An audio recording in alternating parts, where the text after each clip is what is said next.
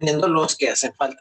Vamos a ver entonces lo que sería todavía dentro del primer parcial, la introducción al sistema inmune y sistema linfoide celular con la parte de órganos y tejidos linfoides secundarios. En este caso, el día de ayer vimos los órganos linfoides primarios, médula ósea, timo, vimos el fenómeno de preparación o maduración del linfocito T en lo que sería el equivalente a su universidad química.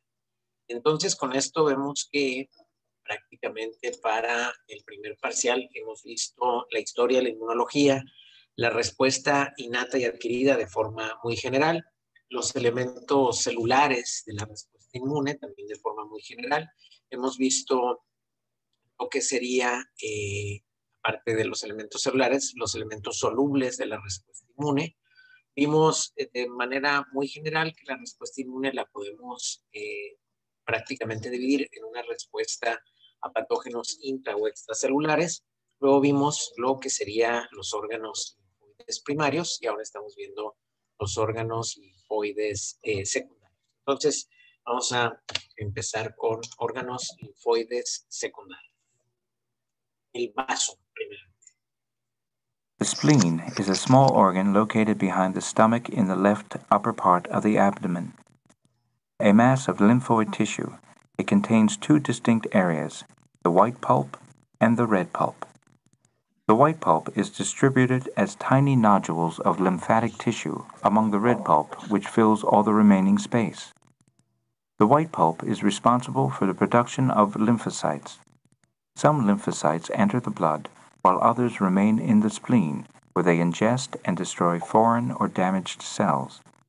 The red pulp contains many blood channels, expanded capillary lakes, which act as filters when blood is forced through them, removing damaged or abnormal red cells and allowing normal ones to pass through. The lymphocytes then engulf and destroy these damaged red cells. The spleen also acts as a store for red blood cells.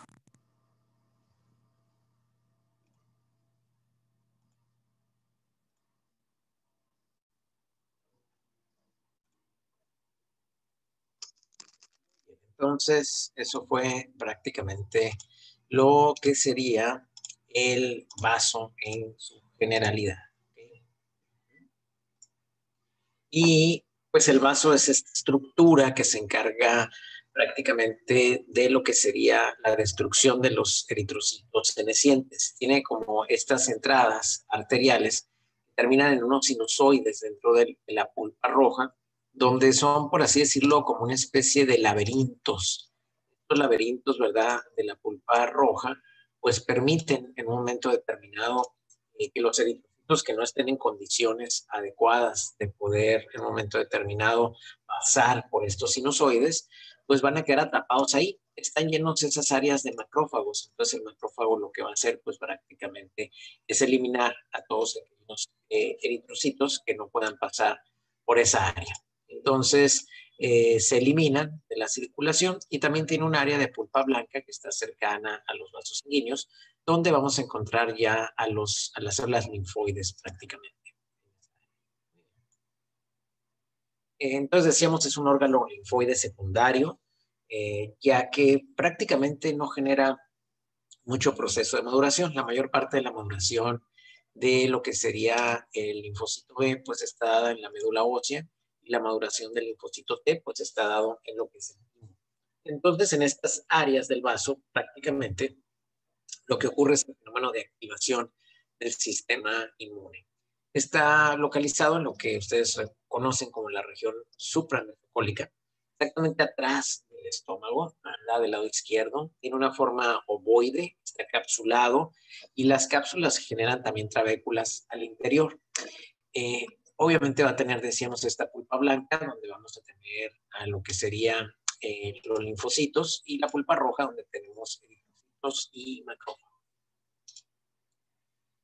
Esta sería la configuración histológica, si hiciéramos un corte histológico de lo que sería el vaso, o la unidad anatomofuncional, que está formada por lo que serían las entradas de la arteria esplénica, que básicamente se limita una vez que entra el vaso. Está arteria esplénica va a empezar a dar unas ramas, que son las ramas que se llaman trabeculares. Las ramas trabeculares, ¿verdad? Posteriormente generan una arteriola central. Esa arteriola central, a su vez, genera unas arteriolas también foliculares que van todas a coincidir en toda una arteria que le da la vuelta a lo que sería el vaso. Si se fijan, es una estructura que se llama seno marginal. Y este seno marginal, pues, es lo que completa toda la vuelta de todas las arteriolas, todas las ramas de la arteria central, que se llaman arterias foliculares. Porque si evidentemente los viéramos, ¿verdad? Así, a simple vista, pues lo que parece esa unidad anatomofuncional del vaso, pues es una rama y una hoja. ¿Sí?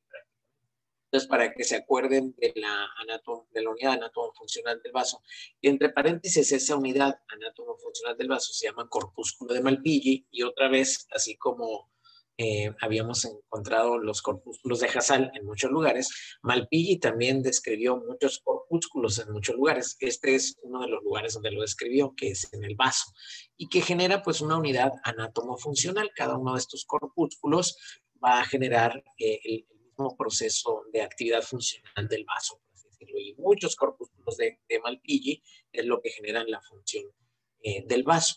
Entonces, en esta región de la arteria central, lo que vamos a encontrar es un área de pulpa blanca donde vamos a encontrar los linfocitos. Y en las regiones ya más extremas o regiones del seno marginal, encontramos a los linfocitos B.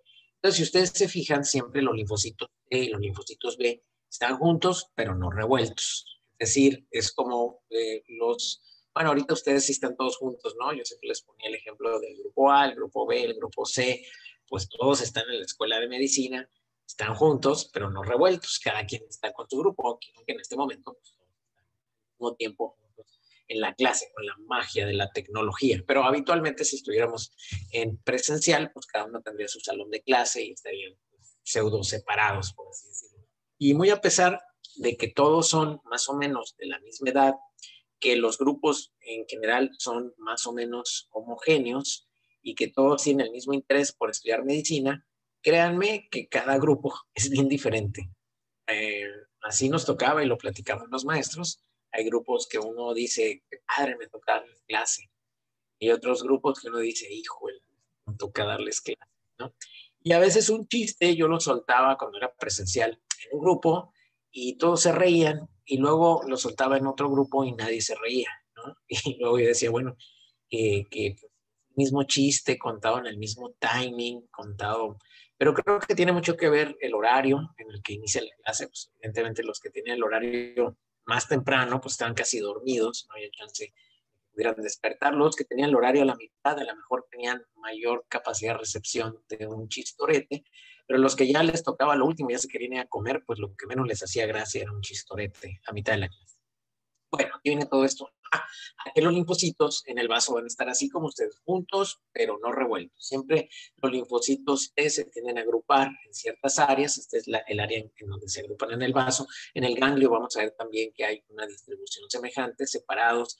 Linfocitos T y linfocitos B están en el mismo tejido, pero no están juntos. Hay una cierta separación.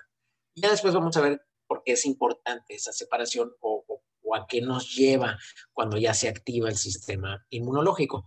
Si lo viéramos como en un corte histológico, porque evidentemente pues este es un dibujo, pero en el corte histológico, como se ve, es una arteriola central, y luego vemos aquí el área de los linfocitos periarteriolares, y vamos a ver ya en la región marginal lo que serían los linfocitos. En la pulpa roja, básicamente lo que es macrófagos, eritrocitos senescentes, y si encontramos en la pulpa roja a veces bacterias opsonizadas por los macrófagos.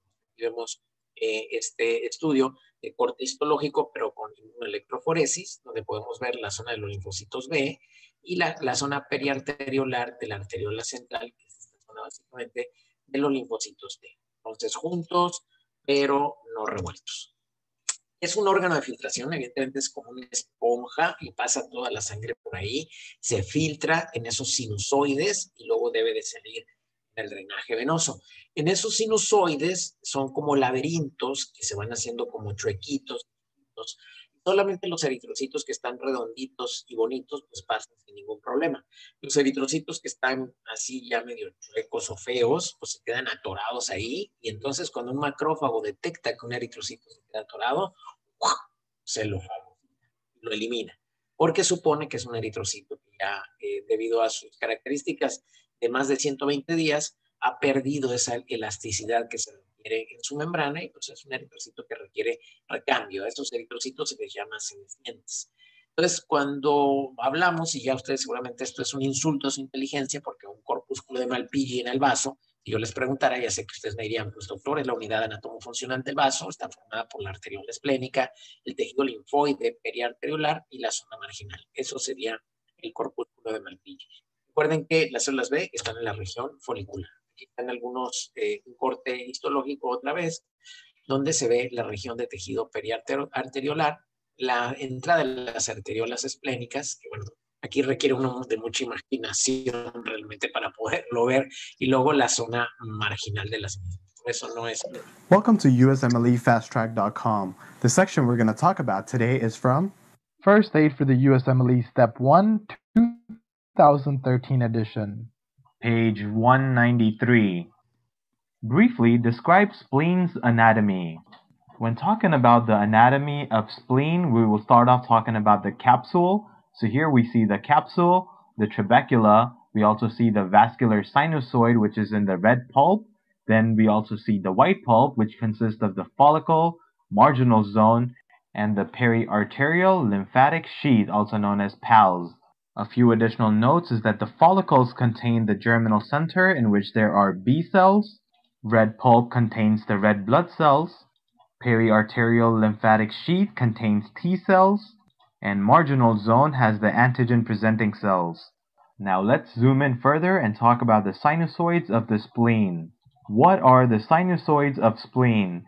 Sinusoids of spleen are long vascular channels in the red pulp with fenestrated barrel hoop basement membrane, and macrophages are located near this area. Where are the T cells found in the spleen? The T cells are found in the periarterial lymphatic sheath, also known as PALS, within the white pulp of the spleen. Where are the B cells found? The B cells are found in the follicles within the white pulp of the spleen. What is one of the functions of macrophages of the spleen? One of the functions of spleen's macrophages is to remove encapsulated bacteria. For more information on this topic, click on the link in the description section below. Entonces, básicamente lo que explicaba ahí el doctor en relación a la anatomía del vaso, pues es que el vaso tiene esas regiones foliculares que son como bolitas donde se encuentran los linfocitos B, la región periarteriolar que va pegadita a la arteriola, decíamos central, donde podemos encontrar los linfocitos T, y luego la región de la pulpa roja, donde se encuentran los macrófagos, células presentadoras de antígeno y los eritrocitos senescentes. Entonces, volviendo a ser repetitivos, las funciones que ya ustedes conocen del vaso es que va a filtrar la sangre, elimina partículas extrañas de la circulación, destruye y elimina eritrocitos, participa evidentemente, obviamente, al destruir los eritrocitos en el metabolismo del hierro. Obviamente también al destruir a los eritrocitos produce la liberación de bilirrubinas. En el feto tiene función de eritropoiesis. Posteriormente esta función pues va dejándose de ser el vaso y va haciendo una función de la médula ósea. Va a almacenar también cierta cantidad de sangre. Y es básicamente, decíamos, probablemente la tercera línea de defensa. Ya forma parte de los ganglios linfáticos. No son los fagocitos, que son la primera línea de defensa, ni la inmunidad adquirida, sino que es como considerada como una tercera línea de defensa. Pero es muy importante la función del vaso, ya que ahí llegan, debido a la filtración de la sangre que se hace, una gran cantidad de bacterias, sobre todo las encapsuladas. Cuando estas logran pasar a la circulación, el primer lugar donde se quedan atoradas y donde son destruidas es el vaso por los macrófagos. Hasta ahí del vaso. Ahora vamos a pasar a los ganglios linfáticos. Sería otro tejido linfoide secundario. El ganglio linfático, pues son todas estas estructuras, ¿verdad? O nódulos linfáticos, como quieran llamarles, dicen, los neurocirujanos, que no deberíamos de llamarles ganglios, que más bien deberíamos llamarles nódulos. En fin, son esas discusiones bizantinas que no llevan a ningún lado. Porque al final de cuentas, pues, efectivamente, pues, es como un nódulo. Pero bueno, nosotros le ponemos ganglio, como sea. Ganglio linfático, nódulo linfático, o este tejido linfoide secundario, es una estructura ovoide chiquita en forma de rosario y está distribuida por todo el organismo. Tenemos muchísimos ganglios linfáticos, afortunadamente. Todo lo que es la cadena cervical, ¿verdad? En el cuello, pegadito a la vía respiratoria, en el tórax, en la porción interior, pegado inclusive al corazón, en las axilas, todo lo que sería el tronco, sobre todo en las ingles, región poplítea, inclusive cavidad peritoneal. Todos esos ganglios están acomodados estratégicamente para que si tuviéramos una invasión por algún patógeno, este patógeno a fuerzas tuviera que pasar por alguno de esos ganglios y pudiera en un momento determinado estimular a las células que están ahí para que le hagan frente a los ganglios.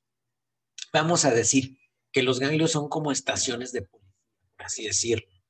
Eh, no son estaciones de policía municipal, porque la policía municipal sería el neutrófilo que anda circulando. Esto sería más bien como estaciones de inteligencia de la Policía Federal, por así decirlo. Ahora lo que mal llamado Guardia Nacional, ¿no? Pero entonces son como centrales de inteligencia, donde vamos a tener varios linfocitos censando todo lo que está ocurriendo dentro del organismo. Obviamente estos ganglios linfáticos sí tienen aferencia y eferencia, es decir, reciben la linfa por los vasos aferentes y sale la linfa de los ganglios linfáticos por los vasos eferentes. Eso creo que no lo tendría yo que decir, porque ya lo vieron en historia, en anatomía, y luego de repente pudiera hacer una pregunta de examen, luego la tienen mal y esa es una pregunta regalada, ¿no? O sea, ¿qué vasos son los que entran de los linfáticos a los ganglios y cuáles son los que salen? Y están encapsulados, es importante, y esa cápsula forma trabéculas y entra al interior del ganglio. Obviamente, estos conductos linfáticos se van uniendo, ¿verdad? A través del cuerpo, hasta que van formando, ¿verdad? Un conducto que va a drenar, ¿verdad? En lo que sería la unión de la aurícula derecha con el tronco braquiocefálico, sería en la unión de la vena cava superior, en lo que se conoce como el conducto torácico, que sería este conducto linfático más importante del organismo, que es la confluencia de todos los vasos linfáticos que van a confluir en este vaso grandote, va a drenar directamente en el corazón, y entonces la circulación linfática eventualmente genera o va o pasa a una circulación sanguínea. Ya lo habíamos visto el año pasado en patología y bueno, lo vamos a recordar este año cuando veamos inmunología del cáncer, que muchos cánceres lo que les gusta o tienen más predisposición es por los drenajes linfáticos. Pero independientemente de esto, eventualmente, aunque tengan más disposición por los drenajes linfáticos, el drenaje linfático eventualmente se va a volver sistémico, es decir, va a llegar a la circulación sanguínea. Entonces, un cáncer tenga más predilección por los drenajes linfáticos, también eventualmente va a llegar a la circulación. Entonces, es la forma de generar las metástasis. Entonces, aquí tenemos el conducto torácico súper importante para el proceso del drenado linfático. Los ganglios linfáticos cervicales, pues hay algunos que son superficiales, otros que son profundos, ¿verdad? Los podemos encontrar en la región occipital, inclusive hay veces que van a la consulta los niños, y eso lo van a ver muy frecuentemente, y les dicen la mamá, doctor, es que le encontró una bolita en la cabeza al niño. Y a veces se asustan porque las mamás van a pensar que es una tumoración, pero son ganglios, puede haber ganglios en la región occipital, directamente en la cabeza, muy pegaditos a la región retroauricular. De ahí bajan a la región mastoidea, luego por las parótidas, submaxilar, inclusive los podemos encontrar debajo de la lengua, a nivel submentoniano. Todas esas áreas están llenas de ganglios.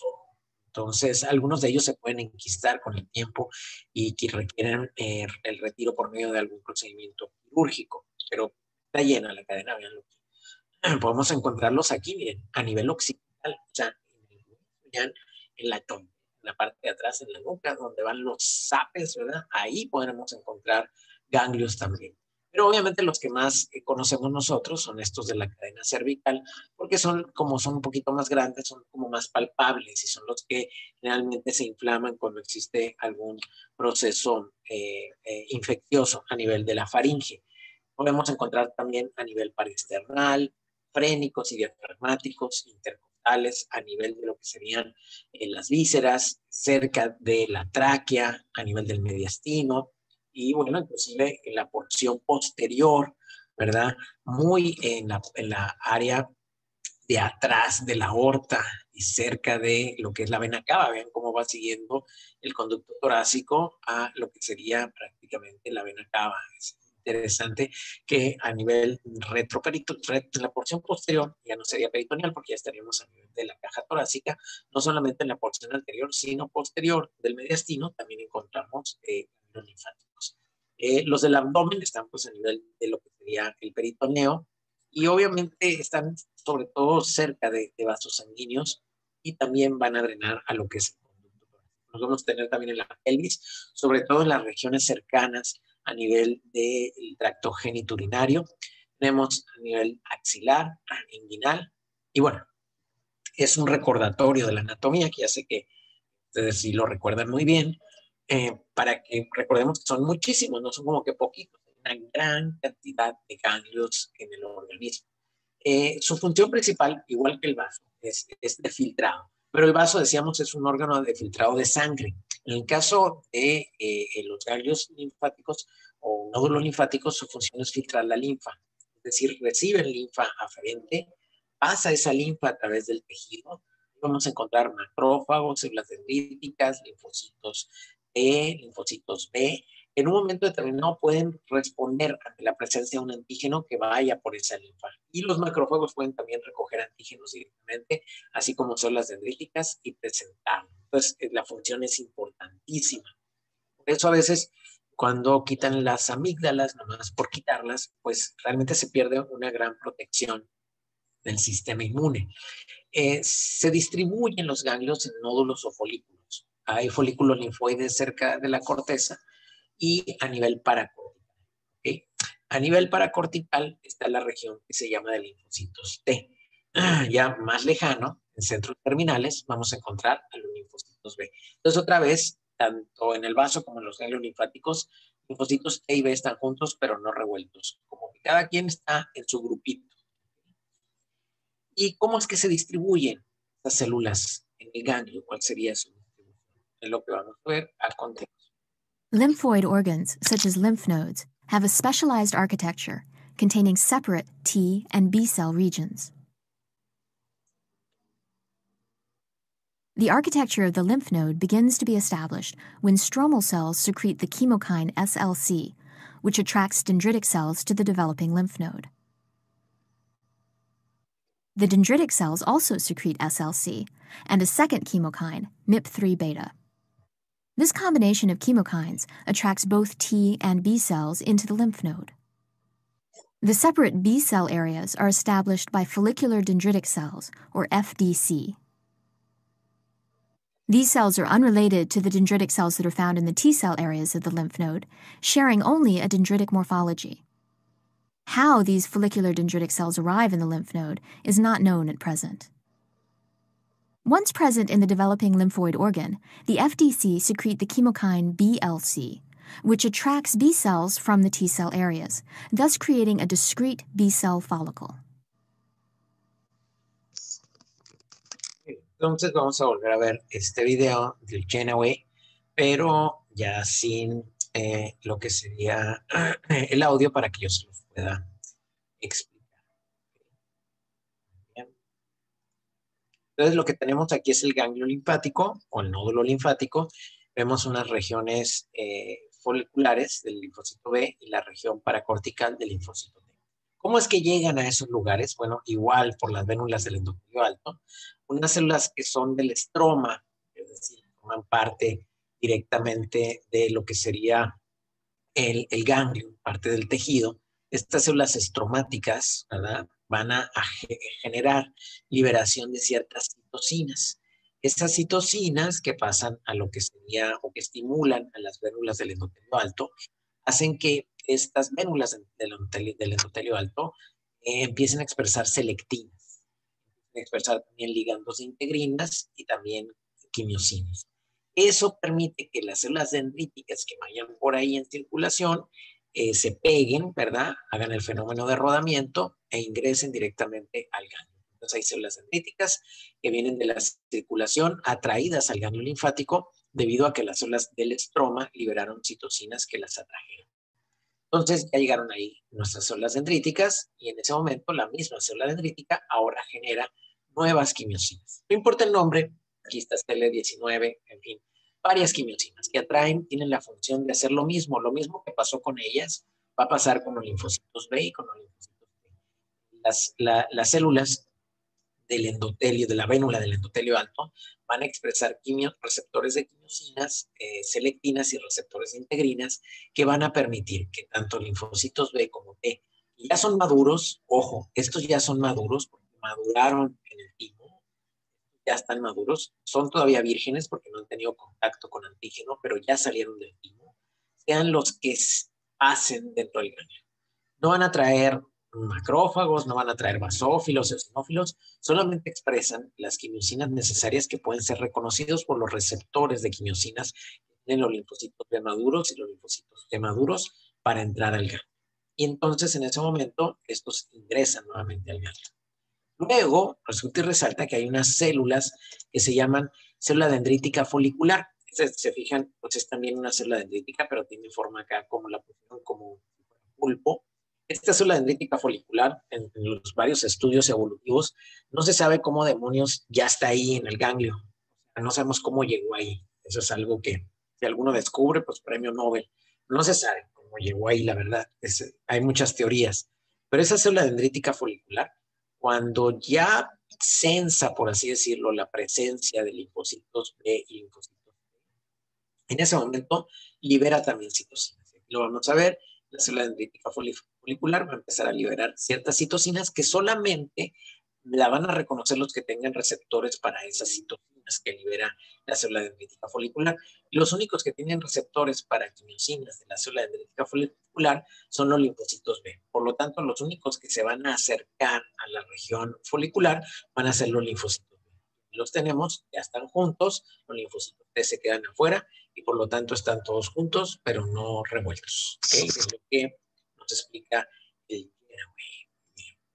Aquí está el dibujo que trae el ABAS. Aquí podemos ver la estructura del ganglio.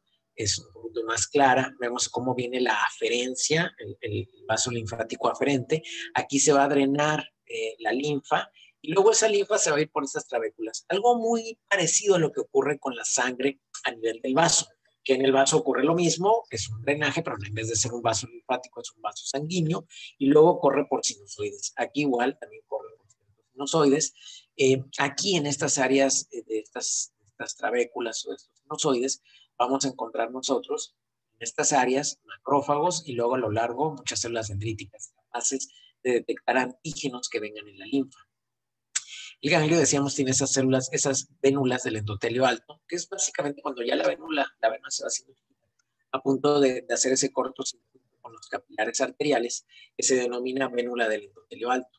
Y hay que recordar que el único lugar por donde pueden salir como tal las células de la circulación arterial y la venosa, sería una vez que pasa la circulación arterial, se mete a la vénula, porque el vaso está unido, cortocircuito arteriovenoso, pero sí pasan las células por ahí. Cuando pasan al lado venoso, ahí se pueden salir. En ese momento, si es una célula que conoce ciertas selectinas que están expresando estas células que forman parte de la vénula del endotelio alto, entonces en ese momento se sale. Se van a salir linfocitos B que van a ir a estas regiones foliculares, linfocitos T que se van a quedar aquí en la región paracortical. Entonces, ahí van a estar esperando un proceso de activación que ya veremos más adelante, probablemente para el segundo parcial, que es el proceso en el cual se da la maduración de la afinidad, el cambio de isotipo y la formación de células de memoria. Cuando eso ocurre, se forman centros germinales y esos centros germinales son los que se estudiaron para saber que las vacunas de Pfizer, de Moderna, todas estas, sí generaban una respuesta inmune. No buscaron los anticuerpos, no, digo el anticuerpo como una consecuencia. Lo que buscaron fueron más bien esos centros germinales en las biopsias de ganglios al principio de animales y posteriormente de personas sanas que fueron voluntarios para ponerse la vacuna. Y aquí tenemos entonces nódulos foliculares, zonas foliculares de linfocitos B, las regiones parafoliculares que están cerca, por así decirlo, de los folículos, donde hay muchos linfocitos.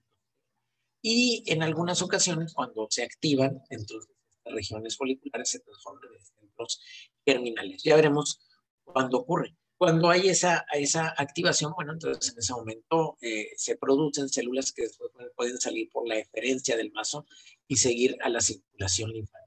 Pero también pueden llegar, decíamos, a través de lo que sería la arteria, pues estos linfocitos T y B, en un momento determinado, cuando ya llegan al cortocircuito arteriovenoso, pueden salir por la vénula del endotelio alto. Aquí tenemos otra vez, ¿verdad? Una célula dendrítica llegando por la aferencia y quedándose ahí. Probablemente lleva algún patógeno, tenemos un patógeno en su citoplasma, el cual va a presentar algunos linfocitos que se encuentran en el ganglio. Quizá ese patógeno, la célula dendrítica lo detectó a nivel de la faringe, vamos a suponerlo.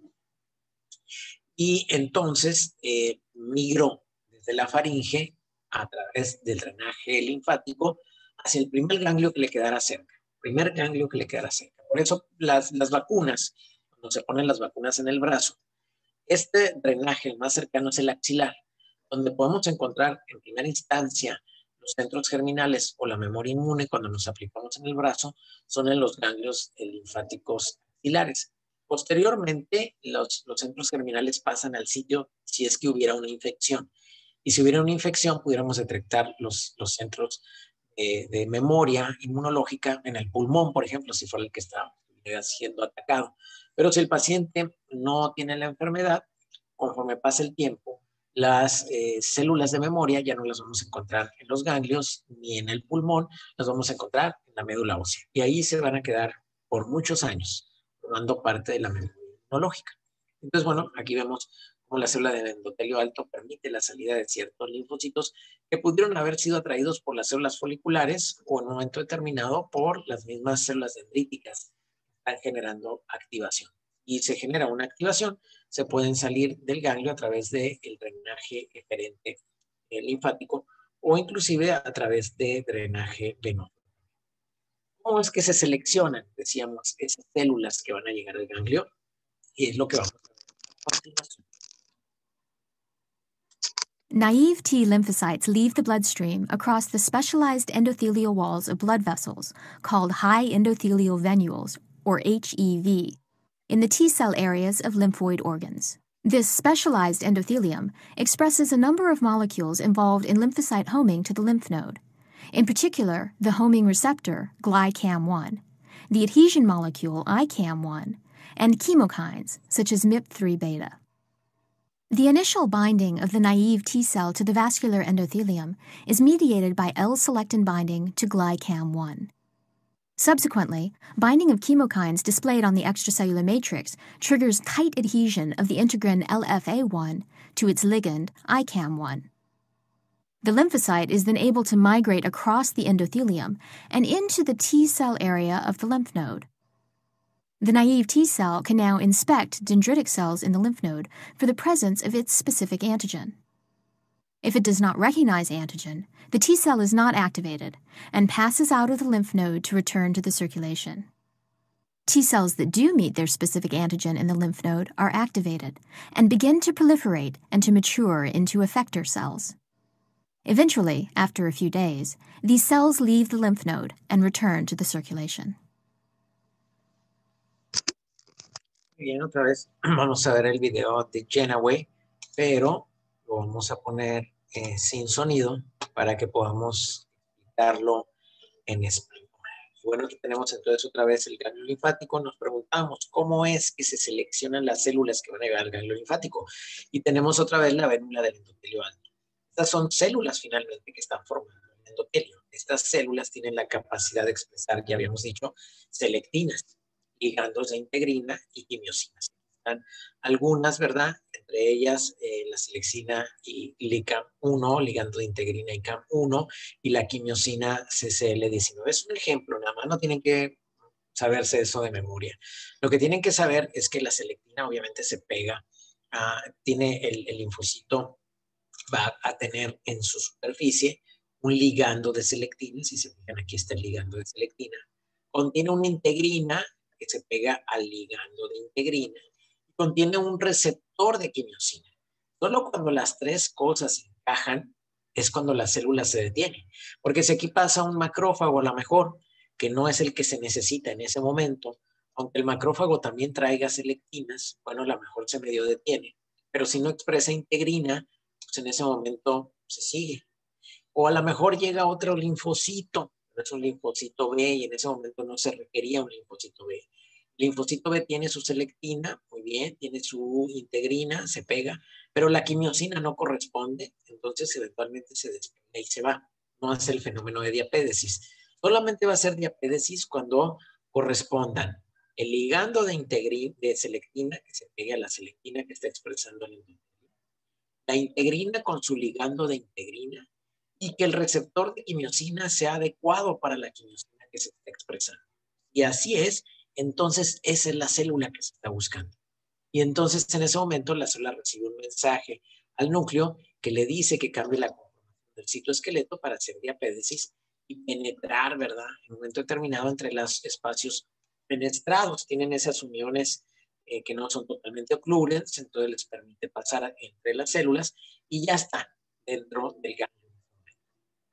Si hubiera algún antígeno que puede reconocer, se activa, pero si no lo reconoce, no hay problema, esa célula se va a ir y se va a salir del ganglio y va a regresar a la circulación, no pasa nada. Y estas células van a seguir expresando hasta que eventualmente alguna célula entre y sea capaz de reconocer el antígeno que está presentando la célula receptora antígeno, en este caso una célula dendrítica, y en ese momento se produce algo que ustedes ya conocen, se llama selección clonal. Se selecciona una clona, esa clona libera interleucina 2 y empieza a proliferar en gran cantidad. Entonces, de una sola célula que logró reconocer el antígeno, vamos a tener una gran cantidad de células que posteriormente con el tiempo van a salir a la circulación, pero que en ese momento van a generar que el ganglio crezca. Por eso cuando hay una infección, los ganglios crecen, claro, porque se llenan de células de la selección clonal, ¿ok? Es una de las características importantes. Podemos ver un acercamiento más estrecho, evidentemente es un dibujo, pero está aquí lo que sería la cápsula del ganglio, la región subcapsular que forma lo que es el sinusoide, por donde va a correr la linfa, y luego vemos algunas fibras que van a estar retrayendo, por así decirlo, la zona subcapsular para permitir el paso del líquido, y también forman pequeños canales por donde corre una muy pequeña cantidad de linfa. Se fijan, aquí están los macrófagos asomándose a la región subcapsular, porque para ver si captan por ahí algún antígeno. El macrófago en general, captura antígenos más grandes. Y la célula dendrítica en general tiene como una manita que se estira muy lejos, captura antígenos más pequeños en general, ¿ok? Por eso el macrófago está en estas áreas donde puede haber antígenos o proteínas o partículas muy grandes. Y la célula dendrítica es como más fina para la captura de ciertos antígenos. No importa, ambas van a presentar. No, son células presentadoras de antígeno y ambas van a liberar ciertas citocinas para la activación de lo que serían los linfocitos. Tenemos un corte histológico, pues aquí veríamos, ¿verdad? Estas trabéculas formadas ahí, los espacios trabeculares. Veríamos algunas fibras reticulares que están formando estas fibras reticulares y con el paso entonces de la linfa en su interior. Estas fibras reticulares evidentemente pues están sustentadas en laminina y colágeno de tipo 1, que ya habíamos visto en patología, cuando vimos en la segunda clase, los tipos de colágeno que había, formando, ¿verdad?, diferentes estructuras en nuestro organismo. Por varios procesos que también lo vimos en patología, entre ellos la fagocitosis, pinocitosis o la endocitosis mediada por receptores, pues esos macrófagos van a capturar esas partículas que están en el exterior, las van a procesar en su interior y después las van a ensamblar para presentarla como complejo mayor de histocompatibilidad. Pero ¿cómo se lleva a cabo ese proceso de presentación del antígeno dentro del ganglio? Es lo que vamos a ver a continuación.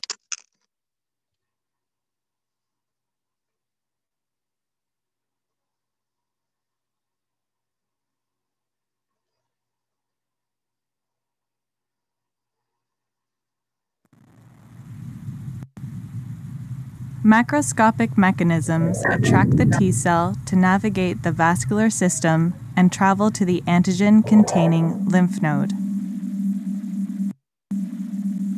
The draining node expands the diameters of its arterioles by 50%, ensuring more blood will pass through.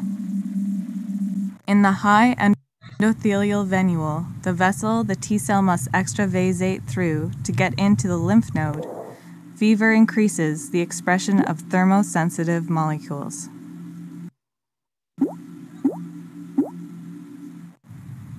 Pro-inflammatory cytokines encourage the T cell to move across the high endothelial venule at the specific draining node. Once in the lymph node, the T cell faces the monumental task of finding a dendritic cell that is presenting the antigen. Microscopic mechanisms exist to help increase the odds. The dendritic cell itself has finger-like dendrites that sweep an area around the cell, sampling nearby T cells.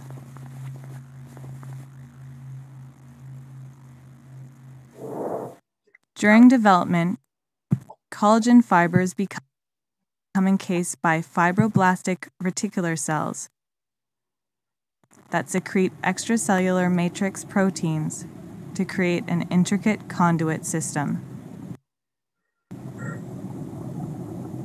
The conduit system increases the chances that a T cell and an antigen-presenting dendritic cell will meet up while traveling the same path. Macroscopic and microscopic mechanisms are imperative to initiate an immune response, ensuring the continual survival of the individual. Bien, entonces eso que vimos básicamente fue un resumen de la explicación de los dos videos previos. Igual también lo vamos a volver a ver, pero sin sonido para poderlo explicar paso por paso qué fue lo que sucedió ahí.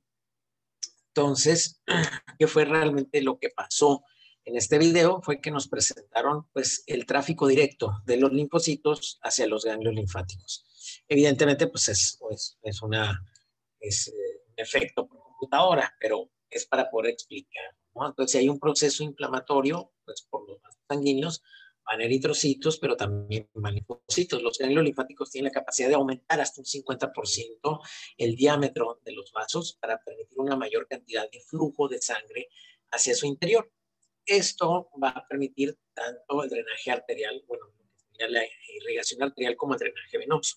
Cuando esto pasa a lo que serían las células del drenaje venoso después del cortocircuito arteriovenoso, las células del endotelio alto, estas que están formando este vaso endotelial, van a expresar ciertas ligandos de sitios de lectinas que permiten hacer el rodamiento del linfocito, ya lo habíamos visto previamente cómo, y le permiten entrar dentro del ganglio. El ganglio pues tiene varias estructuras de laminina que van a estar generando lo que es el sostén como tal del.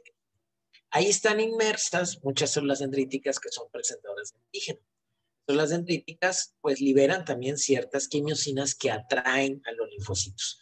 El linfocito a veces no está cerca. Para poderse acercar tiene que moverse. De hecho, sus linfocitos tienen movimiento ameboide, que se mueven a través de las fibras. Se requiere la acción de los fibroblastos que generan cierta matriz de colágeno que une a este colágeno tipo 1, lo recubre con ciertas proteínas, ¿verdad? Para facilitar, por así decirlo, ciertos caminitos por donde pueda moverse el linfocito a través de ese entramado de fibras dentro del ganglio, hasta poderse acercar a la célula dendrítica y tener contacto con su receptor.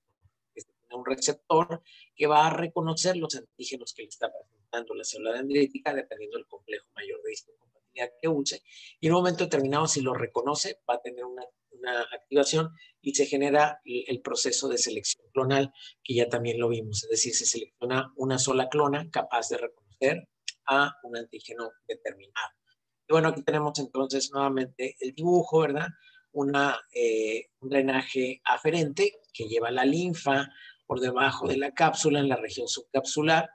Esa se va a ir hacia ciertos sinusoides o trabéculas, donde vamos a tener una gran cantidad de macrófagos, células dendríticas. Luego tenemos las regiones foliculares, donde crecen los linfocitos B, las regiones parafoliculares llenas de linfocitos T, y luego lo que sería el drenaje de los vasos linfáticos diferentes que salen del ganglio linfático y que pueden llevar células ya activadas, que ya generaron el proceso de activación. Recuerden que aquí en estos folículos tenemos linfocitos B maduros pero vírgenes, y en las regiones parafoliculares linfocitos T ya maduros pero vírgenes, esperando que alguna de esas clonas pueda tener contacto con un antígeno que pueda reconocer. Ahora fíjense, cuando nuestro sistema inmune se encarga de eliminar a un virus, por ejemplo, llámese COVID, pues ese virus lo destruyen y lo machacan en partes. Y pum, ahí va una proteína spike que puede llegar por aquí, pero de repente puede llegar material genético de la cápsula del virus, material genético de otras proteínas del virus que no sea la proteína spike. Pueden ser reconocidas por los macrófagos y presentarlas en centros germinales. Entonces, cuando se genera una respuesta contra un patógeno, genera una respuesta policlonal de muchas clonas diferentes. Unas van a reconocer la proteína spike, otras van a reconocer quizá la cápsula del virus, otros van a reconocer el material genético del virus, otros, es una respuesta policlonal. Por eso no es cuando alguien ya padeció de COVID, no solamente tiene anticuerpos contra una partecita del virus, tiene anticuerpos contra muchas partes del virus. El virus pudiera mutar a alguna de sus partes. Ok, esos anticuerpos a lo mejor ya no se le pegan, pero no puede mutar todo completamente. Porque si el virus muta todo, pues ya se transforma en otro virus y probablemente ya no sea infeccioso para nosotros. La mayor parte de las mutaciones de los virus van en detrimento de ellos, es decir, no es a favor de ellos, es en contra de ellos. Entonces, si un virus muta demasiado, le va mal. No es como el concepto que tienen las personas de que si el virus muta a nosotros es a los que nos va mal.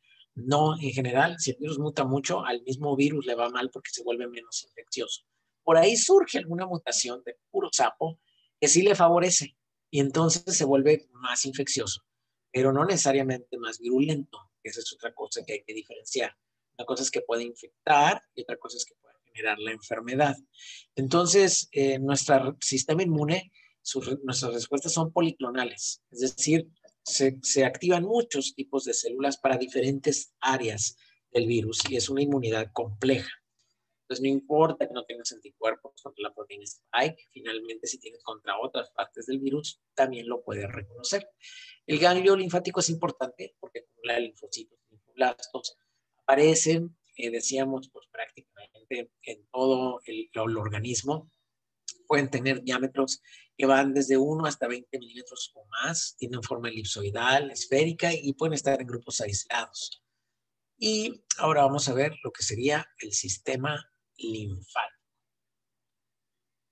El sistema linfático, pues son ese conjunto de vasos que van a llevar la linfa, ¿no? Entonces, son el sistema de transporte por excelencia para los leucocitos. En el sistema de linfático no se permite que vayan por ahí eritrocitos, es decir, no tiene nada que hacer en la linfa un eritrocito. El sistema de transporte linfático es exclusivo para las células blanco, para los leucocitos. Es el lugar por donde se transportan ellos. Ellos después, eventualmente, los leucocitos van a llegar a la circulación, porque ya decíamos, pues todo confluye en el conducto torácico y el conducto torácico desemboca en la unión de la vena cava superior con la aurícula derecha. Entonces, eventualmente alcanzarán la circulación sanguínea también. Pero son muy esenciales estos vasos linfáticos para la hemostasia, porque habíamos visto en patología como en situaciones mecánicas de obstrucción al drenaje venoso, es el sistema linfático el que recoge ese exceso de líquido que salió y evita el edema. Y habíamos visto varios tipos de edema, que ustedes recordarán, ¿verdad? Las clasificaciones según si había godete positivo o negativo. Ok, todo eso está muy bien. Ya no estamos en patología, pero es nada más para recordarse. Son muy importantes en la homeostasia también, y también son importantes en la respuesta inmunológica. Ese fluido intersticial, ¿verdad?, que tiene el filtrado del plasma fuera de los capilares, no contiene eritrocitos, es lo que se conoce como la linfa. La linfa puede tener factores de la coagulación, puede tener globulinas, albúmina, puede tener anticuerpos, pero no contiene eritrocitos. Es decir, en la linfa no va glóbulos rojos. Okay, no es el sistema de transporte de los glóbulos rojos ni de las plaquetas, pero sí pueden ir proteínas, por lo tanto va la cascada de coagulación completa, el complemento, anticuerpos, albúmina, todo eso va ahí.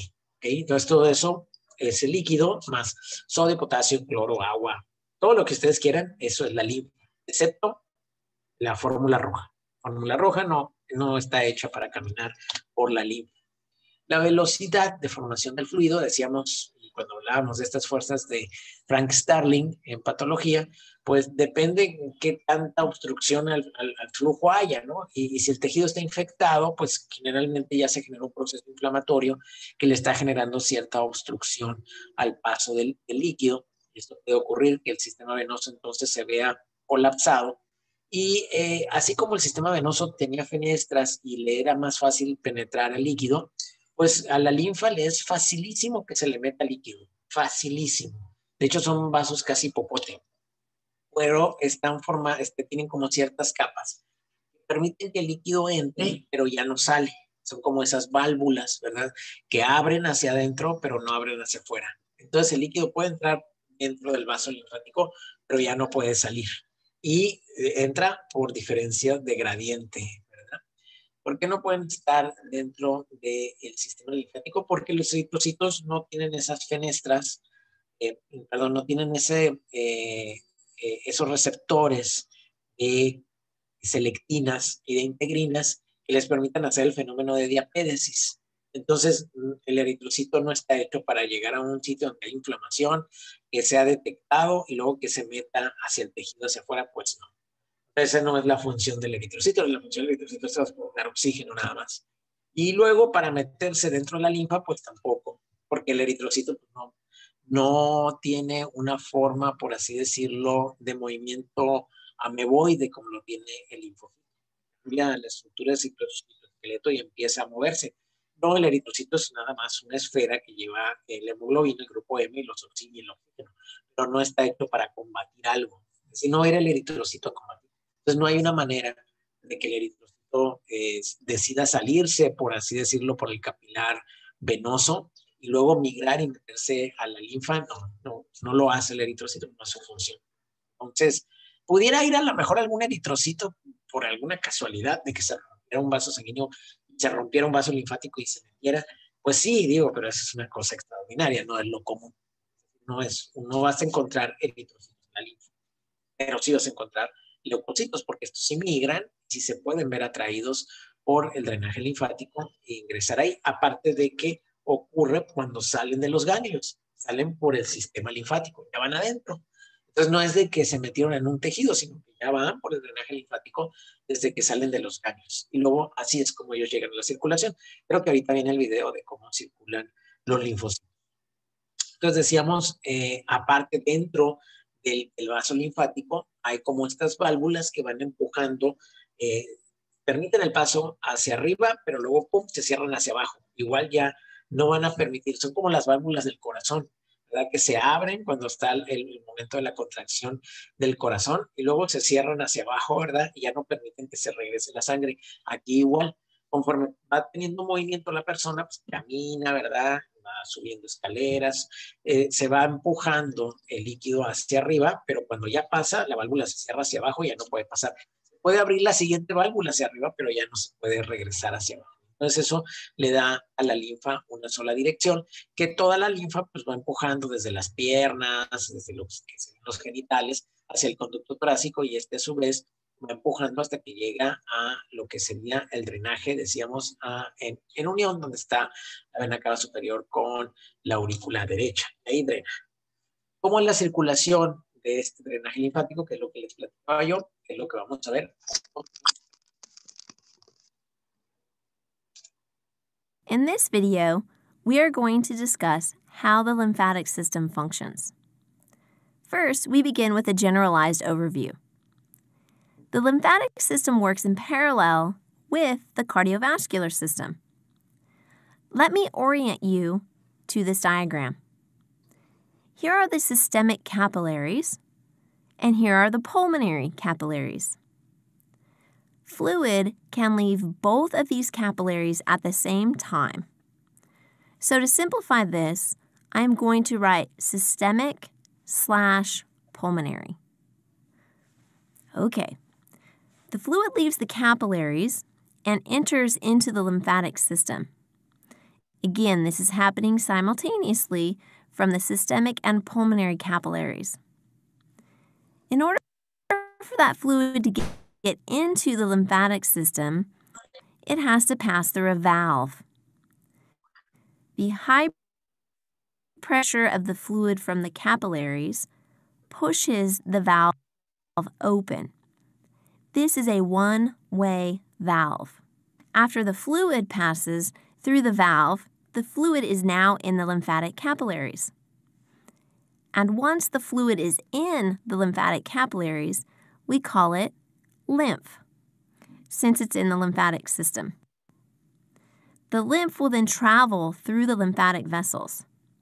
And there are different names for the vessels, but we will not worry about those names. As the lymph travels through the vessels, it will encounter a lymph node.